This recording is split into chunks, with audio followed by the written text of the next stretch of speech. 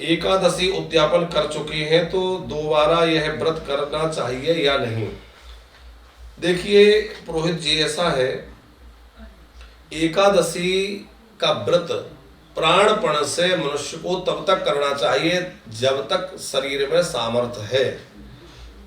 पूरी तरह से ही शरीर अस्वस्थ हो जाए, जब लगे कि अब हमारे शरीर में कोई चेष्टा नहीं रही कि हम व्रत कर सकें, तो ही बहुत विशेष परिस्थिति में छोड़ना चाहिए। बेशक आपने उद्यापन कर दिया है, फिर भी व्रत करना चाहिए। उद्यापन तो सबको कर ही देना चाहिए। जैसे कि आपको लग रहा है कि हम कई दिनों से एकादशी कर रहे हैं, अब आगे हो सकता है खंडित हो जाएं, हमारा शरीर स्वस्थ ना रहे, हम नहीं कर पाए, तो उद्यापन समय रहते कर देना चाहिए। क्योंकि आयु का कोई भरोसा नहीं है, समय शरीर का कोई भरोसा नहीं है। हम लोग सोच रहे हैं बुढ़ापे में उद्यापन करेंगे, अब हम उतना बुढ़ापे तक पहुंचेंगे या नहीं, ये कोई निश्चित तो नहीं है। तो ये प्रतीक्षा करते रहे कि हम बहुत बुढ़े हो जाएंगे तभी उद्यापन करेंगे, तो समय किसी ने नहीं देखा है, शरीर का भरोसा नहीं है, इसलिए उद्यापन तो कर ही देना चाहिए। लेकिन उद्यापन करने का अभिप्राय यह नहीं कि अब हम व्रत ना करें, उद्यापन के बाद भी व्रत करते रहना चाहिए। हाँ, उद्यापन के बाद यह छूट है कि किसी कारणवश व्रत नहीं हो पाया, या आपसे व्रत खंडित हो गया, या भूल गए, कोई कारण बन गया, तो आपको अपराध नहीं लगेगा, क्योंकि आप उद्यापन कर चुके हैं। प्रयास करके पूरी सावधानी के साथ व्रत उद्यापन के बाद भी करना चाहिए, व्रत करते रहना चाहिए, बहुत आवश्यक है। एकादशी में तो अन्न का आहार पूरी तरह निषिद्ध है, हम कई बार कहे हैं।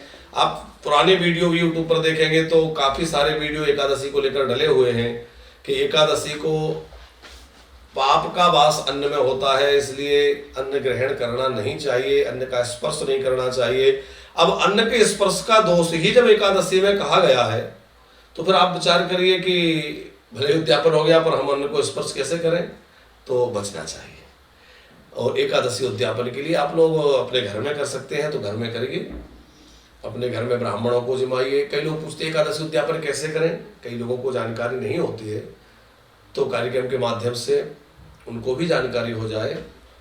एकादशी के उद्यापन में जैसे पूरे वर्ष भर में 24 एकादशियां होती हैं और अधिक मास की 2 एकादशी मिलाकर के कुल संख्या वर्ष की एकादशियों की 26 मानी गई है। तो 26 एकादशी के अनुसार 26 ब्राह्मण बुला करके 26 ब्राह्मण जोड़ों को भोजन कराना चाहिए। एकादशी के दिन विधि पूर्वक भगवान शालिग्राम का अर्चन, शालिग्राम का पूजन, श्वेत तिल से उनका पूजन, गाय के दूध आदि से उनका अभिषेक और तुलसी से अर्चन, ये होना चाहिए। फिर उस दिन ब्राह्मणों को 26 जोड़े बुला करके उनको फलाहार करें, यथाशक्ति दक्षिणा वस्त्र आदि दान करें। फिर अगले दिन माने द्वादशी में होम होना चाहिए, हवन होना चाहिए, और फिर खीर और मालपुआ आदि का ब्राह्मणों को भोजन कराना चाहिए मिष्ठान के सहित। वही 26 जोड़े जो हमने फलाहार कराए थे उनको भोजन कराना चाहिए, अन्न वस्त्र आदि दे करके दक्षिणा आदि से संतुष्ट करना चाहिए। इस तरह से आप जो है एकादशी का उद्यापन अपने घर में भी कर सकते हैं। और यदि कभी तीर्थ में करने की इच्छा हो तो हमारे वानप्रस्थ आश्रम में भी समय समय पर उद्यापन होता है।